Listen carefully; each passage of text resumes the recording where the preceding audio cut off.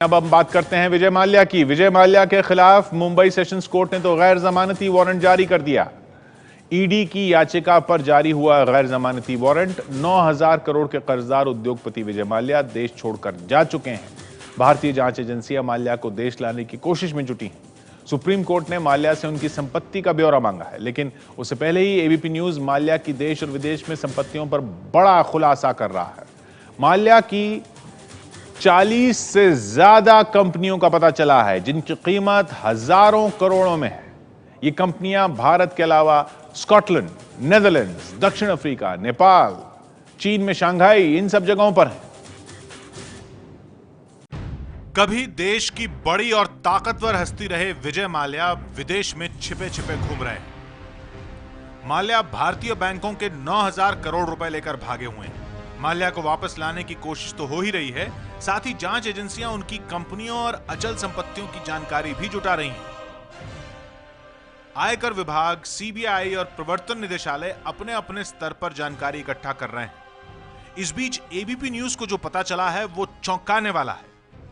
अब तक की जांच के दौरान पता चला है कि माल्या एक तरफ तो भारतीय बैंकों का 9,000 करोड़ रुपए देने में आनाकानी कर रहे हैं, जबकि सच्चाई ये है कि देश और विदेश में प्रत्यक्ष और अप्रत्यक्ष तौर पर 43 कंपनियों में उनकी साझेदारी बताई जाती है, जिनकी कीमत हजारों करोड़ रुपए में बताई गई है।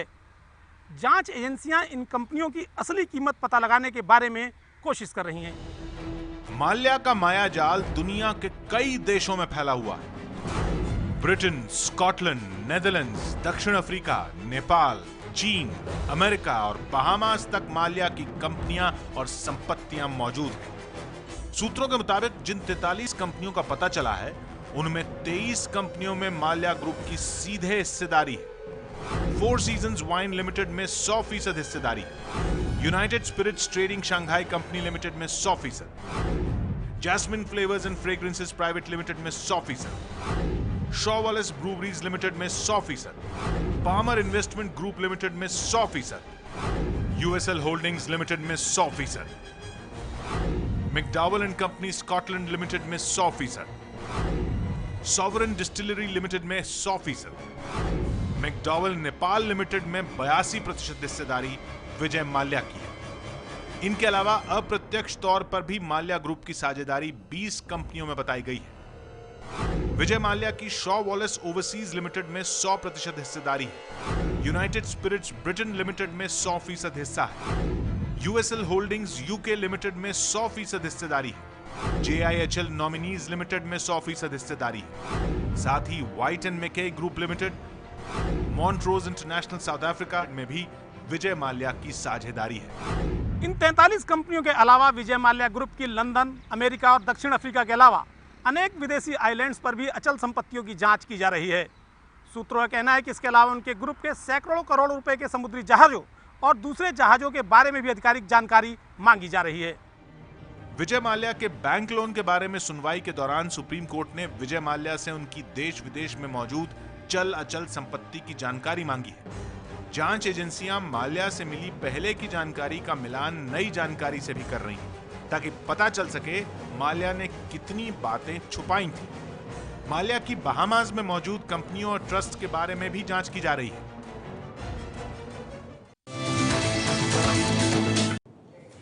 तो बैंकों के 9,000 करोड़ लेकर विदेश भागे विजय माल्या के खिलाफ मुंबई सेशंस कोर्ट ने गैर जमानती वारंट जारी कर दिया। अदालत ने इन्फोर्समेंट डायरेक्टरेट ईडी की याचिका पर यह वारंट जारी किया।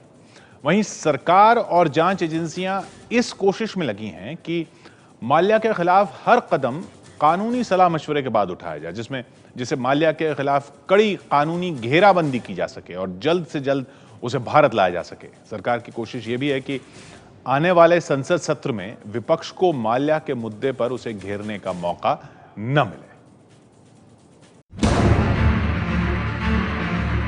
विदेश में बैठे माल्या 3 बार समन भेजे जाने के बाद भी मुंबई में प्रवर्तन निदेशालय के सामने पेश नहीं हुए। इस मामले में मुंबई सेशंस कोर्ट ने माल्या के खिलाफ गैर जमानती वारंट जारी कर दिया है।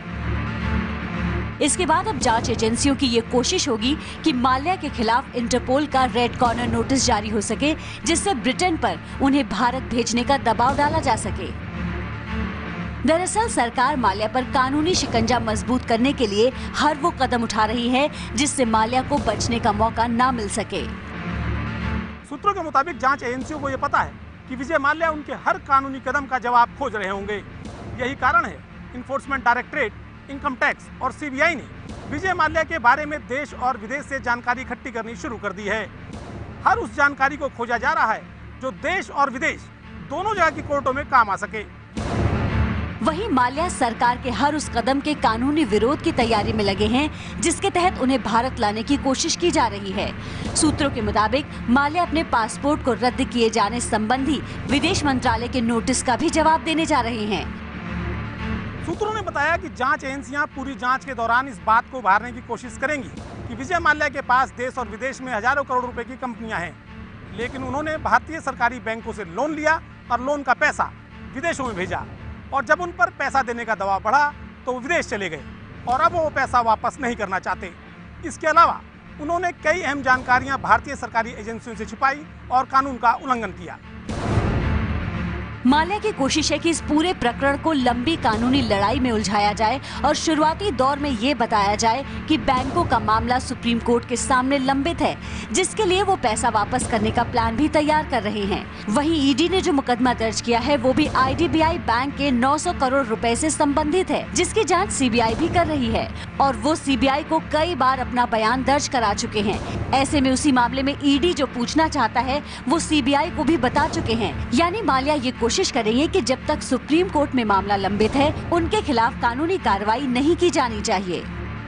जांच एजेंसी के एक आला अधिकारी ने इस बाबत कैमरे पर आए बिना कहा कि ये बात सही है कि बैंकों के पैसे की बाबत सुप्रीम कोर्ट में सुनवाई चल रही है और विजय माल्या सीबीआई के सामने अपना बयान दर्ज भी करा चुके हैं, लेकिन हर जांच एजेंसी अलग अलग आपराधिक मामले की जाँच कर रही है और ऐसे आपराधिक मामलों की जाँच के दौरान इन बिंदुओं पर समझौता नहीं हो सकता। लिहाजा माल्या को जांच एजेंसी के सामने पेश होना ही पड़ेगा या फिर कानूनी मुश्किलों का सामना करना पड़ेगा।